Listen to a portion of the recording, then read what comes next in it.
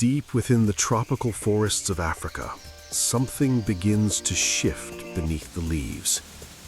At first, it is subtle, a tremor in the undergrowth, a faint ripple across the forest floor.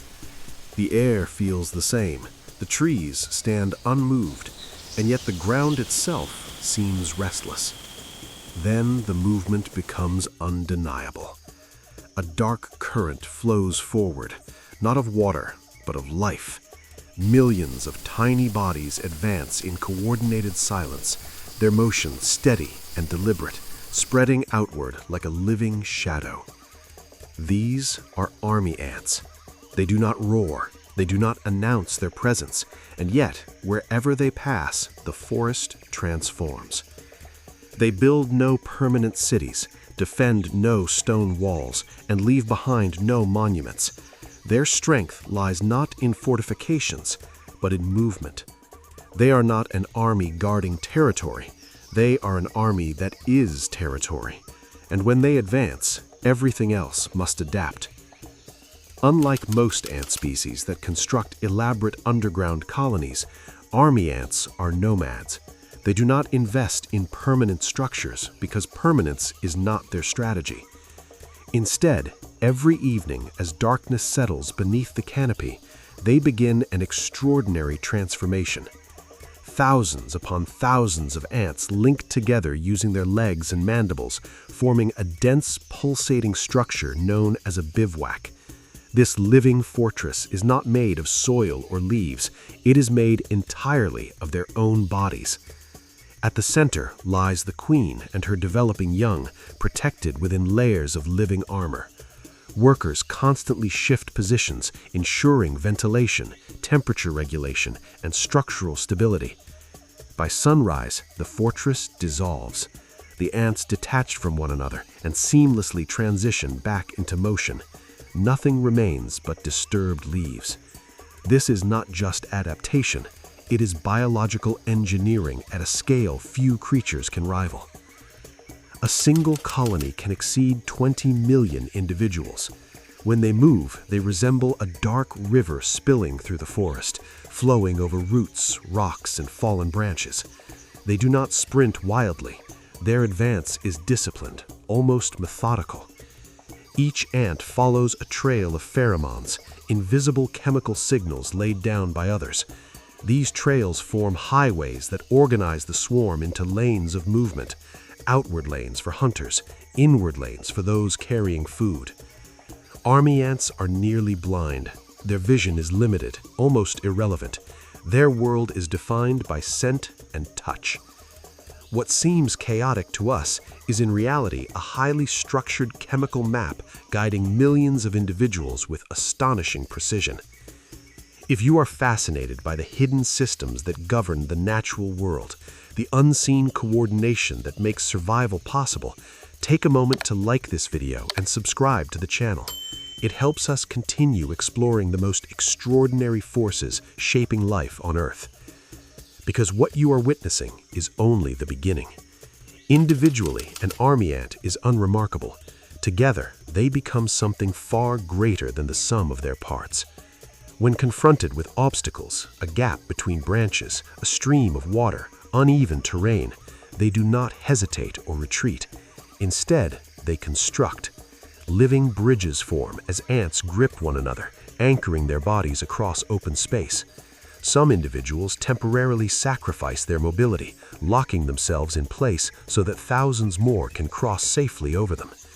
Tunnels of living ants emerge beneath debris. Suspended chains connect vegetation overhead. There is no central commander issuing orders. There is no master blueprint. The colony operates through decentralized intelligence, simple rules followed by millions of individuals that result in astonishing complexity. This phenomenon, known as swarm intelligence, allows the colony to behave like a single superorganism, capable of solving environmental challenges in real time. It is not individual brilliance that gives them power. It is coordination. Army ants alternate between two primary phases, a stationary phase focused on reproduction and a nomadic phase dedicated to expansion and hunting. During the nomadic phase, the forest becomes their hunting ground. The advancing swarm flushes out insects, spiders, small reptiles, and any creature too slow to escape. Birds follow from above, capitalizing on prey forced into the open by the swarm's advance. One ant alone poses little threat. Thousands acting together create overwhelming pressure. This is not chaotic aggression, it is systematic consumption. Mandibles latch on, more ants arrive. The prey is immobilized, then disassembled. Within hours, even larger animals caught in vulnerable positions may be reduced to skeletal remains. Yet this is not brutality for its own sake, it is ecological function. Predation ensures balance. The swarm does not destroy indiscriminately. It removes weakness, regulates populations, and fuels the colony's growth. At the heart of this mobile civilization lies the queen. She is enormous compared to her workers, her abdomen swollen with reproductive potential. Measuring up to 5 centimeters in length, she is a biological engine capable of producing millions of eggs each month. Her role is singular and absolute: reproduction. Workers surround her constantly, feeding, cleaning, protecting her, and relocating her as the colony migrates. She does not lead battles or explore new territory. Her power lies in continuity. Without her, the colony ceases to exist. Around her, life radiates outward in waves of new generations, ensuring the army never weakens for long. In parts of Africa, local communities recognize the signs of an approaching colony.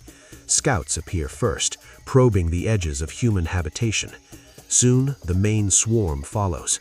Homes may be temporarily vacated, livestock moved to safety, food secured. The fear is understandable, but after the ants depart, something remarkable occurs. Carcasses that once attracted disease are gone. Parasite populations decline. Invasive insects are reduced. The ecosystem, temporarily disrupted, emerges cleaner and more balanced. Destruction and renewal move together. If you appreciate documentaries that reveal these hidden layers of ecological balance where fear and function coexist, consider subscribing so you do not miss the next exploration. Each episode uncovers another astonishing system operating quietly beneath the surface of our world. Even during the stationary phase, when the bivouac remains in place longer for reproduction, the colony never truly sleeps. Inside the living structure, ants circulate continuously. Workers rotate positions to prevent exhaustion. Larvae are positioned to maintain optimal temperature. Injured ants are carried inward for protection. It is a city built without stone, a society without architects. Every individual fulfills a role that contributes to the survival of the whole. There are no debates, no negotiations, no hesitation. Only purpose encoded in instinct. Army ants' limited vision might appear to be a disadvantage. Instead, it grants resilience. They are unaffected by darkness, navigating as effectively in darkness as during the day. Their communication relies on chemical signals and physical contact, systems that falter when light disappears. Their world is invisible to us, but it is not disordered. It is precise, and it is powerful. Army ants remind us that dominance in nature does not always come from size, speed, or individual strength. It can emerge from unity, from cooperation, from millions of small actions aligned towards a shared objective. They do not tower above the forest, they flow through it, and in doing so, they shape it. As the black tide disappears into the undergrowth, the forest slowly returns to stillness, carrying the subtle imprint of their passage. But the march never truly ends, because somewhere just beyond sight, the invisible army continues its advance, silent, coordinated, and unstoppable. And in our next documentary, we will journey even deeper into the wild, to uncover a predator whose survival strategy is so unexpected, so precise, and so chillingly efficient that it challenges everything we think we understand about intelligence in nature.